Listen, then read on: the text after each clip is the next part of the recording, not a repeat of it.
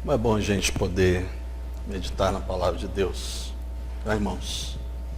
Temos tido, nesses últimos meses, a bênção de estudar o Sermão do Monte. O pastor Valdeci tem feito essa série de preleções. Os nossos irmãos e amigos que nos acompanham na internet têm podido ver e acompanhar tudo isso.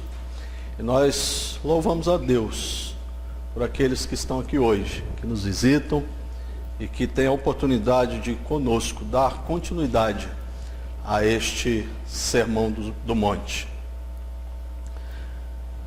O que nós estamos trabalhando no Sermão do Monte são os desdobramentos da lei. Os irmãos se lembram? Um dos versículos que lemos aqui não penseis que vim revogar a lei ou os profetas. Era Jesus falando. Não vim para revogar, vim para cumprir. Nós já aprendemos um pouco mais a respeito do 6º mandamento: não matarás. Aprendemos um pouco mais a respeito também do 7º mandamento, sobre a questão do adultério, a impureza, sobre a questão do divórcio. Hoje nós vamos examinar o texto bíblico que está lá em Mateus capítulo 5, do versículo 33 a 37. Esse texto fala a respeito dos juramentos. Agora, uma coisa que nós precisamos ter em mente é que esse texto que está falando sobre juramento, acima de tudo, ele está colocando-nos frente a frente com o 3º mandamento. E o 3º mandamento nos diz: não tomarás o nome do teu Deus em vão. Com uma advertência: porque o Senhor não terá por inocente o que tomar o seu nome em vão. Jesus se importa com aquilo que dissemos. Jesus se importa com aquilo que vamos dizer. Jesus se importa com nossas palavras. Se importa com a forma com a qual nós utilizamos a nossa língua. Tudo isso nos leva a bendizer o nome de Deus ou quebrar esse 3º mandamento. A verdade para Cristo Jesus é de suma importância. E nós precisamos olhar para esse texto com esta questão em mente. E observe, irmãos, que esse texto não está aqui colocado assim de uma forma aleatória, porque na Bíblia nada é colocado de forma aleatória. Ele vem depois, se você olhar na sua Bíblia, esse texto vem depois da questão do adultério, depois da questão da separação, depois da questão do divórcio. O que isso tem a ver? O que isso faz de diferença ou faz com que possamos agir diferente diante desse texto? Qual a conexão desse texto com o que Jesus falou a respeito do divórcio? O que está sendo ensinado por Jesus? Vamos ler o texto? Mateus capítulo 5, versículo 33 a versículo 37. E a palavra de Deus nos diz assim: também ouvistes que foi dito aos antigos: não jurarás falso, mas cumprirás rigorosamente para com o Senhor os teus juramentos. Eu, porém, vos digo: de modo algum jureis, nem pelo céu, por ser o trono de Deus, nem pela terra, por ser o estrado de seus pés, nem por Jerusalém, por ser a cidade do grande rei. Nem jures pela tua cabeça, porque não podes tornar um cabelo branco ou preto. Seja, porém, a tua palavra sim, sim, não, não. E o que disso passar, vem do maligno.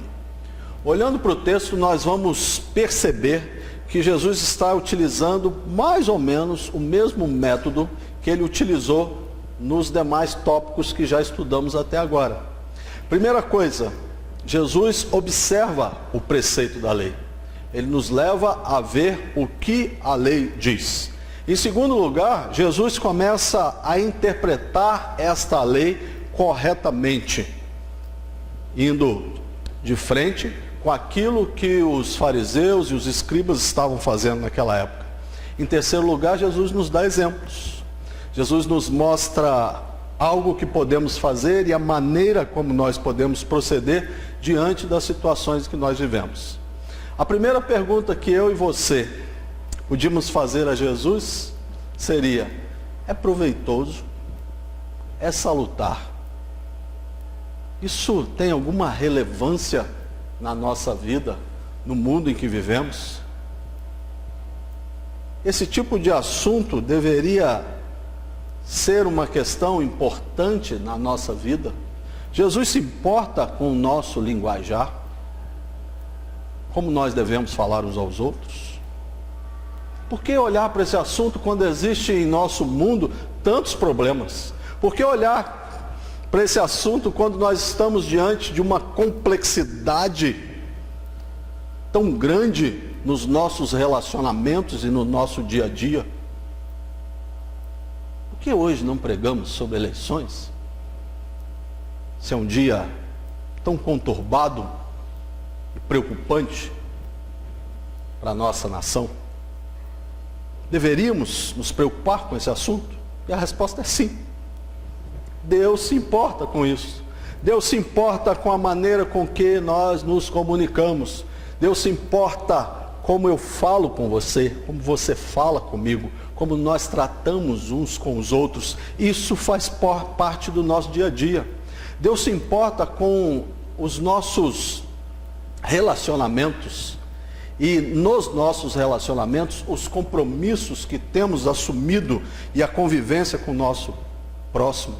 Se eu não olho para a minha língua, se eu não olho para a forma de eu falar, se eu levo a coisa de qualquer maneira, eu vou trazer um caos nos meus relacionamentos, eu vou trazer um caos no meu trabalho, eu vou trazer um problema para aqueles que estão ao meu redor, na igreja, na família, em todos os lugares onde eu frequento.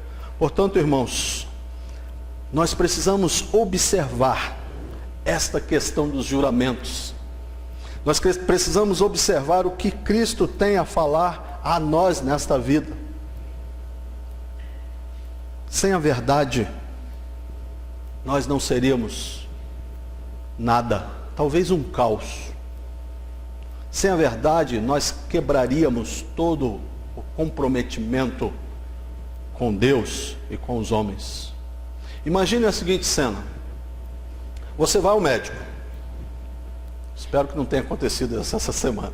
Você vai ao médico e precisa fazer uma cirurgia. E você pergunta ao doutor: a cirurgia vai me deixar melhor ou pior? Ou você está num voo e pergunta para o comandante do avião: existe combustível para chegarmos ao nosso destino? Ou devemos retornar agora imediatamente? Ou ainda no próprio contexto em que estamos vivendo, você se depara com uma campanha eleitoral e o candidato diz a você: olha, eu vou construir 10 hospitais. Você deve acreditar ou não? Talvez essa pergunta não deveria estar aqui, mas tudo bem. Você se casa e o seu cônjuge pergunta para você: você vai cumprir as promessas feitas no casamento? Ou você só está comigo por causa do sexo e do dinheiro? Você iria querer ouvir a verdade? Lógico, certamente. Ou você é daqueles que gosta de ouvir só mentiras? Eu duvido que alguém goste disso.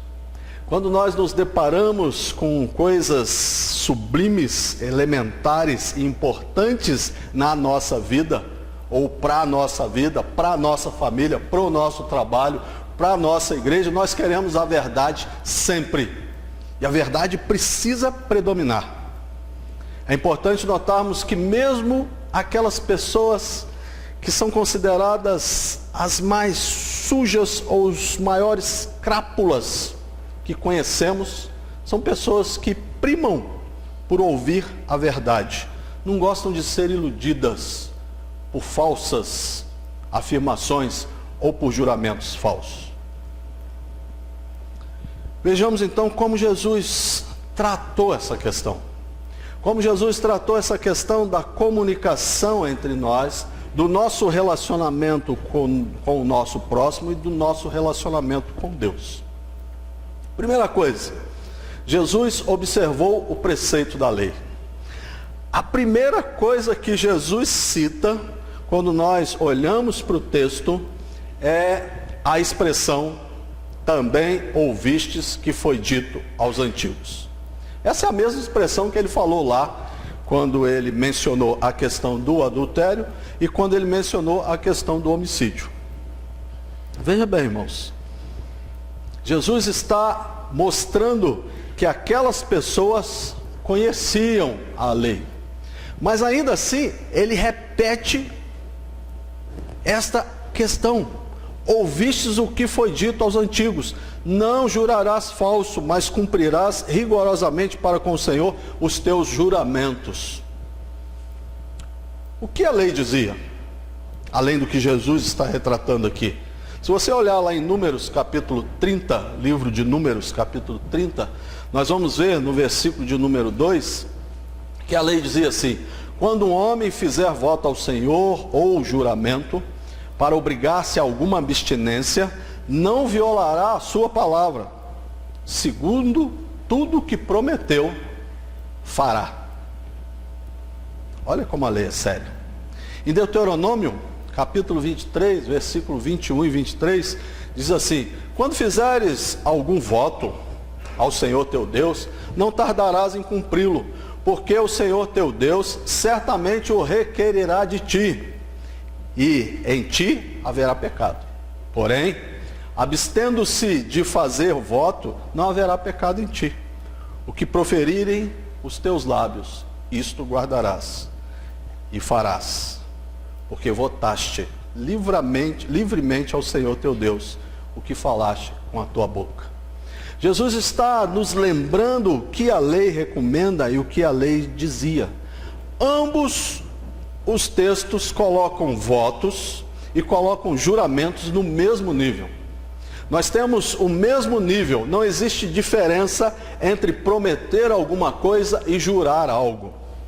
Uma lei, irmãos, ou um preceito, ela só é publicada e estabelecida se houver algum problema. Nós não temos leis se não houver problema. Assim como aconteceu lá em relação à questão do divórcio, que Moisés precisou publicar uma lei a respeito do divórcio para regulamentar a questão, aqui nos parece que é exatamente a mesma coisa. O povo devia estar totalmente desregrado em relação a votos, juramentos, em relação a empenhar a sua palavra. Há uns anos atrás, nós ouvíamos muito a expressão de que fulano era um homem de palavra. Ou a palavra do camarada, ela é atestada pelo seu fio do bigode. O cara arrancava o fio do bigode e colocava lá na mão do outro, e está aprovada essa palavra. Eu sei que para a maioria aqui que tem, a minoria, desculpa, que tem abaixo de 20 anos, 25, não sabe nem do que eu estou falando. Mas é mais ou menos isso. Antigamente o empenho da palavra era algo que realmente importava. E o que Moisés está tratando com essas leis, o que Deus está tratando com essas leis, é querendo dar um direcionamento para problemas que deveriam estar acontecendo. E que Jesus aponta que continuavam acontecendo. Eles começaram lá naquela época, existiu uma lei regulamentando e agora os problemas continuam.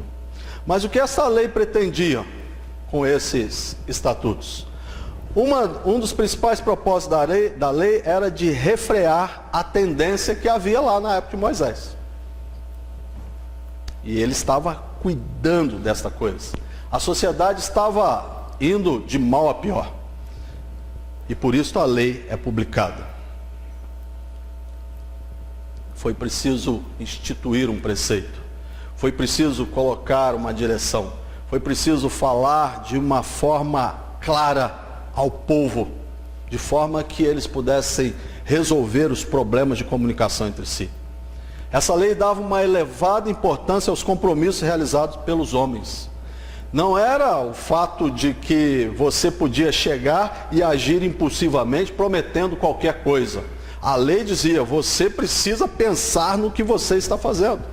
A lei buscava refrear o pecado de engano. A lei buscava refrear o pecado da mentira. A lei buscava refrear o pecado de perjúrio, que, em outras palavras, perjúrio também significa um falso juramento.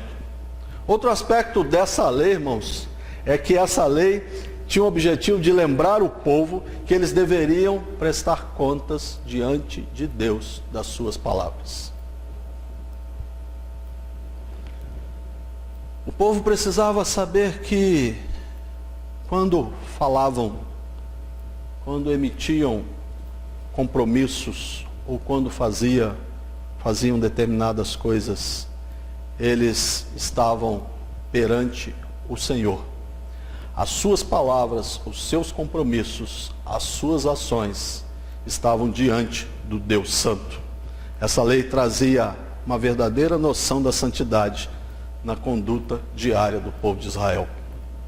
Imagina o seguinte: se você vai se comprometer com alguma coisa, se você vai fazer determinado juramento, se você vai empenhar a sua palavra, e você imediatamente pensa que Deus está do seu lado, o que você faz? Você pensa antes. Você reflete antes. Você não emite uma palavra ou você não trata de um compromisso de forma fútil e sem pensar nas consequências. Por todos esses motivos, Jesus observou os preceitos da lei. Jesus não retirou um item da lei. Jesus reafirmou e disse: vocês ouviram o que foi dito. E isto continua prevalecendo. Jesus fala em outras palavras. Jesus não retirou a autoridade dada pela lei, porque essa autoridade vinha da parte de Deus, vinha do Deus de Israel, vinha do Senhor dos Senhores. Em segundo lugar, como que Jesus tratou essa questão? Primeiro, ele apontou para a lei e disse: o que a lei está falando deve ser cumprido. Em segundo lugar, Jesus interpretou a lei de forma correta, sem desconsiderar o que já estava em vigor. Jesus precisou intervir em relação a esse preceito, pois a forma como a prática estava acontecendo, a maneira como tudo estava acontecendo, e a maneira como os fariseus e os escribas estavam identificando e interpretando a lei, estava muito errado. Os juramentos deveriam ser restringidos a questões sérias e importantes, e não era isso que estava acontecendo. Eles estavam fugindo dessa questão. Havia muita hipocrisia, havia muito desrespeito, havia muitas coisas que precisavam ser desmascaradas, porque eles estavam torcendo o verdadeiro sentido da lei. Eles estavam banalizando os juramentos por qualquer coisa, por qualquer questão trivial. Nós sabemos que uma lei pode ser enfatizada para o lado negativo, uma lei pode ser enfatizada para o lado positivo. O lado positivo é a essência do que diz a lei. E o lado negativo é a ênfase de ficar dizendo: não faça isso, não faça aquilo, não procede assim, não procede da outra forma. O que Jesus está querendo mostrar é que nós precisamos ver a lei como ela é, e não como um simples preceito e legalismo que os fariseus e os escribas estavam preocupados em fazer. Esses homens, eles se preocupavam somente com o falso testemunho, somente com o perjúrio. Eles não se preocupavam com a essência dos votos que estavam fazendo. Eles não se preocupavam com a essência dos juramentos. Eles não se preocupavam com a palavra que eles estavam empenhando, com a palavra que estava sendo emitida. Por essa causa existiam algumas inferências erradas. Vejamos algumas coisas que esses homens faziam. Primeira coisa, eles faziam qualquer tipo de juramento, desde que isso não configurasse perjúrio ou falso testemunho. Agindo assim, eles poderiam fazer todas as coisas e não cumprir. Eles poderiam assumir um compromisso com determinada pessoa e simplesmente não cumprir. Não jurou, não disse nada. A questão do falso testemunho ficava como uma coisa subjetiva. Eu vou quebrar o meu voto porque eu não jurei. O problema é que quando uma promessa não é cumprida, ela transforma-se em mentira. E o problema é que quando a promessa é acompanhada por juramento público e não é cumprida, ela se torna perjúrio, ou seja, falso juramento. De uma forma ou de outra, esses homens estavam transgredindo a lei de Deus. Por exemplo, vamos supor que eles prometiam ajudar o próximo, alguém, numa determinada tarefa. E eles diziam, olha, amanhã nós vamos com você lá. Amanhã nós vamos fazer isso ou aquilo, ou daqui uns dias e tal, nós vamos fazer. Mas no dia em que era o dia determinado para cumprir aquela tarefa, ou para ajudar o seu próximo, eles davam uma desculpa qualquer, ainda que fosse verdadeira. Eu não fui porque eu amanheci com sono. Eu não fui porque eu tive um problema com o meu cão, com o meu cavalo, e não deu para ir. E justificavam mais ou menos assim, olha, eu não cometi perjúrio, pois no meu coração eu queria ir. Eu não dei falso testemunho, eu estava querendo ir. No meu coração, lá no íntimo do meu coração, eu queria ir. Realmente nós não podemos dizer que isso é um caso de falso testemunho, nós não podemos dizer que isso é um caso de falso juramento, nós não podemos dizer que havia uma intenção, um dolo de um falso testemunho ou perjúrio, mas essa questão fica muito subjetiva ao coração daqueles homens. Certamente você já recebeu promessas de pessoas que disseram, eu vou te ajudar nisso, eu vou fazer isso ou aquilo com você, conte comigo. Mas chega na hora, arrumam um monte de desculpas, inúmeros motivos para não cumprir o que haviam dito, a palavra que havia sido colocada diante daquela pessoa. A segunda coisa que os escribas e fariseus faziam era uma distinção entre os tipos de juramentos obrigatórios e não obrigatórios.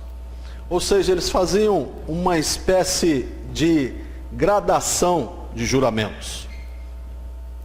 Dê uma olhada no que está escrito lá em Mateus capítulo 23, do versículo 16 ao versículo 22. É bom para a gente acordar um pouquinho. Mateus 23, do versículo 16 ao versículo 22. Esses homens estavam fazendo uma espécie de graduação de juramentos, mas Jesus condena isso. Jesus diz assim para eles, ai de vós, guias cegos que dizeis, quem jurar pelo santuário, isso é nada. Mas se alguém jurar pelo ouro do santuário, fica obrigado pelo que jurou. Insatos, ou insensatos, cegos. Pois qual é maior, o ouro ou o santuário que santifica o ouro? E dizeis, quem jurar pelo altar, isso é nada. Porém, jurar pela oferta que está sobre o altar, fica obrigado pelo que jurou. Cegos. Pois qual é maior?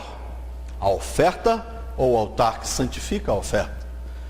Portanto, quem jurar pelo altar, jura por ele e por tudo o que sobre ele está. Quem jurar pelo santuário, jura por ele e por aquele que nele habita. E quem jurar pelo céu, jura pelo trono de Deus e por aquele que no trono está assentado. Estes homens achavam que jurar por algumas coisas era muito importante para eles, mas por outras não. Eles faziam essa espécie de graduação, de hierarquia com os juramentos, como se uns juramentos ou umas palavras que foram proferidas estavam tendo ou sendo mais importantes do que as outras. E Jesus condena isso. Nós temos aqui um problema. Eles estavam definindo quais juramentos eram válidos e quais juramentos não eram válidos.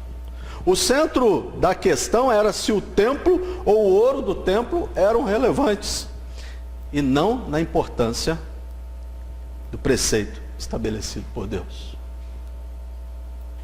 Olha o que esses homens olhavam. Eles olhavam para o templo, e se o ouro do templo era mais relevante e mais importante, mas isso não era o relevante da lei. A preocupação desses homens era externa. A preocupação desses homens era legalista. Por isso que Jesus advertiu a eles: ai de vós, guias cegos. Ai de vós, guias cegos. Não é assim que se procede. Não é assim que faz. E com isso Jesus vai mostrando o que está por trás das nossas palavras. Mas a terceira coisa que esses homens faziam é que eles tinham uma predileção exagerada pelos juramentos. Provavelmente, por terem essa predileção pelos juramentos, eles dessem pouco valor às palavras proferidas sem juramentos. E aí começava toda aquela questão. Para minha palavra ser válida, eu tenho que jurar. Para minha palavra ser correta e entendida e ter crédito, eu preciso jurar. Jesus está combatendo isso. Havia um imenso exagero por se falar com juramento. E ao que parece, se não jurasse, não estariam comprometidos. Não parece ser diferente, irmãos, nos nossos dias. Algumas vezes, alguns se comprometem a fazer algo, como já dissemos, e não fazem.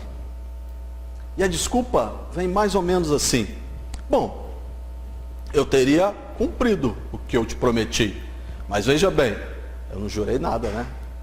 Não jurei, então não preciso cumprir aquilo que eu prometi.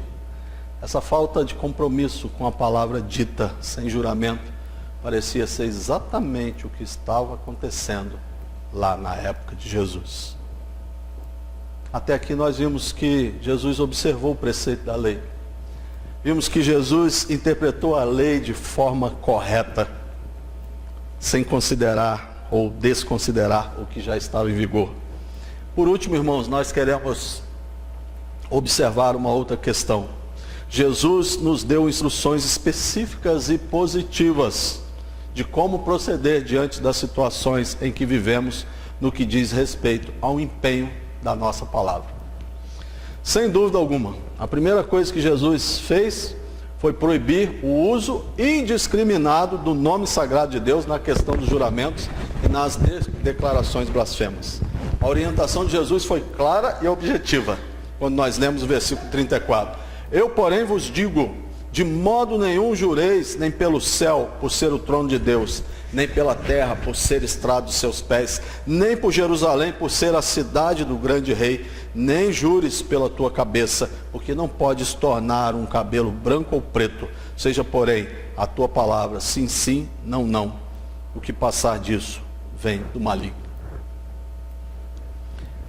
Diversas denominações, e até mesmo seitas, interpretam esse texto de forma literal, ignorando a mensagem central desse texto, que é a essência do que Jesus quer dizer, e partindo desse princípio, eles se recusam a prestar qualquer tipo de juramento.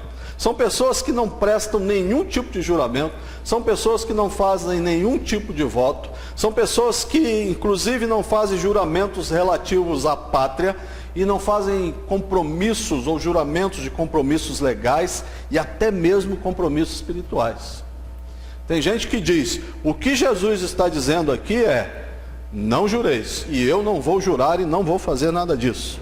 Mas fazendo assim, se tornam tão legalistas quanto os escribas e fariseus.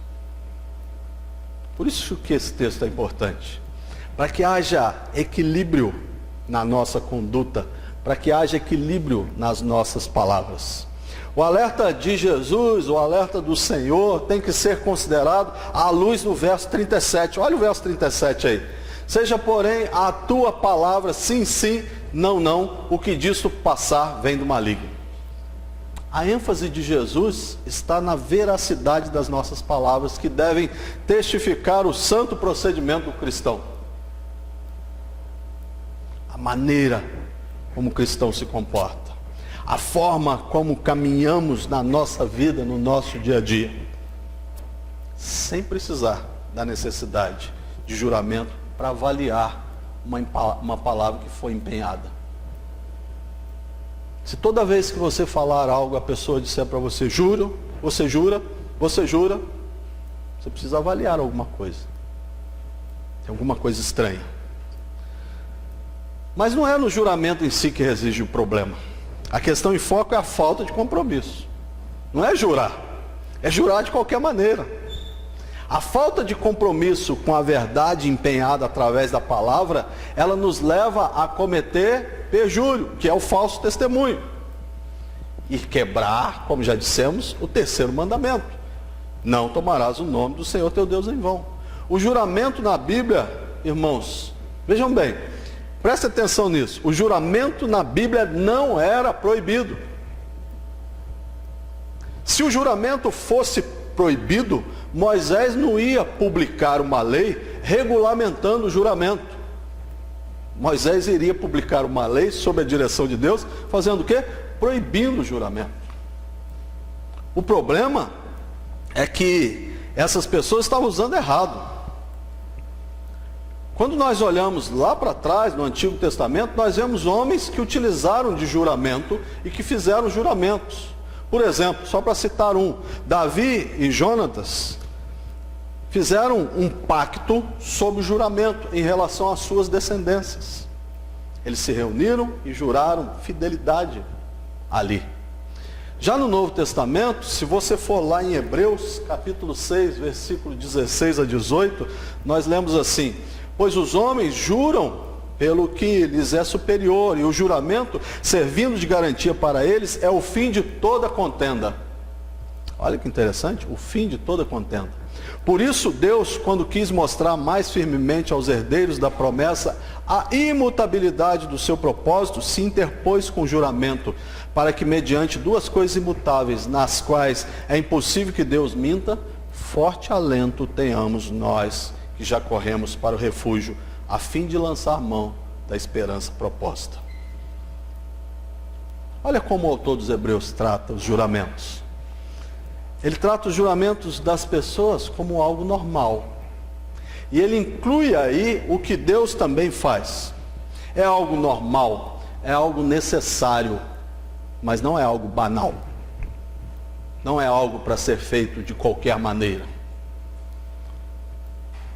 Ele afirma que o fim de uma contenda se dá através do juramento. Mais ou menos assim.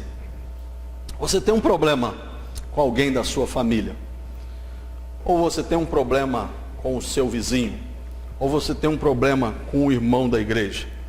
E para resolver este problema e para resolver essa situação, você diz assim: eu prometo que esse tipo de atitude, a atitude que eu tive, nunca mais ocorrerá.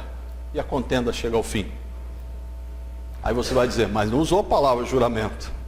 A palavra juramento não foi usada. Ele usou a palavra eu prometo. Apesar da palavra juramento não ter sido usada, houve um empenho, houve um compromisso, houve um voto, houve uma promessa. Podemos chamar do que quisermos, porém a essência é a mesma. Há ocasiões em que se exige uma maior solenidade. Há ocasiões em que o juramento é exigido. Há ocasiões em que juramentos e pactos perante Deus e testemunhas são necessários. Por exemplo, o voto de casamento. Então agora eu já estou sabendo por que Jesus vem tratar desse assunto logo depois que ele falou de casamento e adultério, etc. Porque você empenhou a sua palavra lá atrás. Você fez um voto. Você fez um juramento diante de testemunhas. Então, por exemplo, o voto de casamento. Outro exemplo que nós poderíamos falar de um juramento solene, de um pacto solene, é o batismo dos seus filhos. Quantos aqui vieram à frente da igreja e trouxeram seus filhos, e diante da igreja, diante do pastor e principalmente diante de Deus, fizeram uma série de promessas, uma série de juramentos. Você tem juramentos solenes em relação à sua profissão? Quando você jura determinada coisa que você deverá fazer, ou o seu procedimento na sua profissão. Por isso esse texto não é uma coisa que está longe de nós, é algo que está no nosso dia a dia, é algo que está na nossa vida, no nosso cotidiano, é diário. Essa aplicação a gente faz diariamente. E quando eu faço um juramento solene, Deus se agrada desse juramento. E quando eu faço um juramento de todo o coração, e quando eu faço um juramento percebendo como que eu estou fazendo, e à luz da palavra de Deus, Deus se agrada desse juramento. Quando é feito de todo o coração, quando é feito de toda a nossa alma, quando é feito com empenho realmente da nossa vida. Uma antiga confissão de fé, dentre muitas publicadas, a confissão de fé de Westminster, que muitos aqui subscrevem, nos fala a respeito de juramentos. E quando ela fala a respeito dos juramentos legais e dos votos, ela nos informa assim: o juramento legal é parte do culto religioso em que o crente, em ocasiões próprias e com toda solenidade, chama a Deus por testemunha do que assevera e promete. Pelo juramento, ele invoca a Deus a fim de ser julgado por ele, segundo a verdade ou a falsidade do que jura. É claro, irmãos, que o Senhor se agrada disso. É claro que Deus contempla isso. Mas ainda existem alguns ensinamentos. Já estamos encerrando, para o seu coração não ficar aflito. Existem alguns ensinamentos de Jesus. Quando Jesus regulamenta essa questão, Ele está nos mostrando como os juramentos feitos de qualquer maneira nos levam a usar o nome de Deus em vão. Aí é sério. Aí não pode. E Ele diz: eu porém vos digo, de modo nenhum jureis. Claramente Jesus nos mostra que os juramentos feitos apressadamente, sem reflexão, podem fazer com que zombemos de Deus. Podem fazer com que zombemos do nosso próximo. Eclesiastes nos afirma assim, Eclesiastes 5, versículo 4 e 5. Quando a Deus fizeres algum voto, não tardes em cumpri-lo, porque não se agrada de tolos. Cumpre o voto que fazes. Melhor é que não votes do que votes e não cumpras. Não consintas que a tua boca te faça culpado, nem digas diante do mensageiro de Deus que foi inadvertência. Por esta razão se iraria Deus por causa da tua palavra, a ponto de destruir as obras das tuas mãos. É sério. Deus está observando. Deus está olhando. A nossa palavra empenhada tem valor diante de Deus. Segunda coisa, Jesus nos ensina ainda, é quando Ele regulamenta a questão, Ele está ensinando que os juramentos apressados desconsideram a soberania de Deus sobre a nossa vida. Ele afirma: não jureis, nem pela tua cabeça, porque não podes tornar um cabelo branco ou preto. O que Ele quer dizer com isso? Ele quer dizer que nós não sabemos o dia de amanhã. E quando eu digo eu vou fazer e eu vou cumprir uma determinada promessa, sem estar alicerçado em Deus, nós estamos falando algo que não é devido a nós. Nós não temos controle sobre a nossa vida.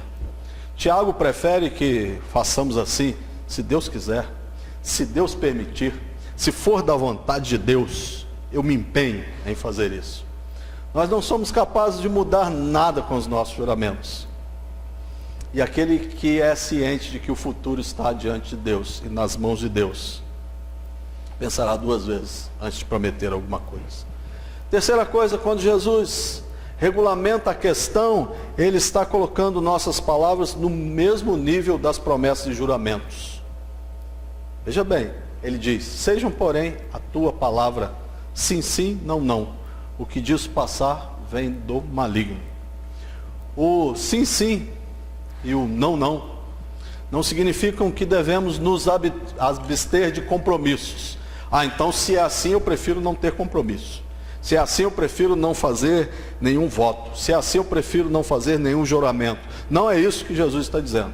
Muitos querem utilizar esse texto para concluir que não preciso prometer nada.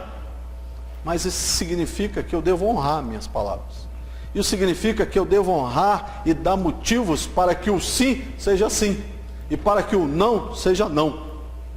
Eu tenho que ter uma vida de forma que as minhas palavras possam mostrar como eu ando e como eu dirijo a minha vida e como eu trato o meu relacionamento com Deus em primeiro lugar e com o meu próximo. Por último, quando Jesus regulamenta a questão, ele nos ensina que o nosso compromisso deve ser com a verdade. O nosso compromisso deve ser com a verdade. Irmãos, nossas atitudes devem corresponder às nossas palavras. E o contrário também é verdade. As nossas palavras devem corresponder às nossas atitudes. O crente deve ser alguém que fala a verdade. O crente deve ser alguém que ama a verdade. O crente deve ser alguém que anda na verdade. O crente deve ser alguém que está possuído pela verdade. O crente deve ser alguém que está olhando para Cristo Jesus como sua verdade. Não dá para brincar. Não dá para prometer. Não dá para falar de qualquer maneira. O compromisso está ligado a Deus. E o compromisso está ligado ao nosso próximo. De que forma isso faz diferença na minha vida? Como que eu posso aplicar este princípio dos juramentos de Deus no meu dia a dia? Já demos a dica. Como discípulos de Jesus Cristo, nós devemos imitar o nosso Mestre. Jesus amava a verdade. Jesus odiava a mentira. A Bíblia diz que o diabo é o pai da mentira. E quando eu me alio a uma mentira, eu estou me aliando ao diabo. Os que não falam a verdade unem forças com Satanás. No Evangelho segundo escreveu João, capítulo 15, versículo 26, nós lemos as palavras de Jesus que disse que enviaria um Consolador. É interessante o que ele fala a respeito do Consolador. Ele diz, eu vou enviar o Consolador. E ele diz, Consolador, o Espírito da verdade. Aqueles que são lavados, remidos, purificados e salvos Cristo Jesus, pelo seu precioso sangue, tem o Espírito Santo habitando no seu coração. Tem o Espírito da verdade morando dentro de si.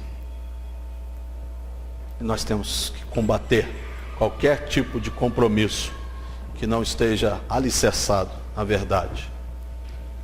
Deve haver, irmãos, uma dose de confiança, uma dose de verdade no casamento.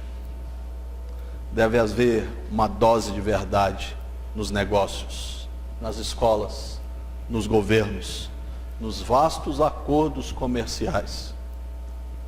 E também na nossa estrutura de amizades, nos nossos relacionamentos entre homens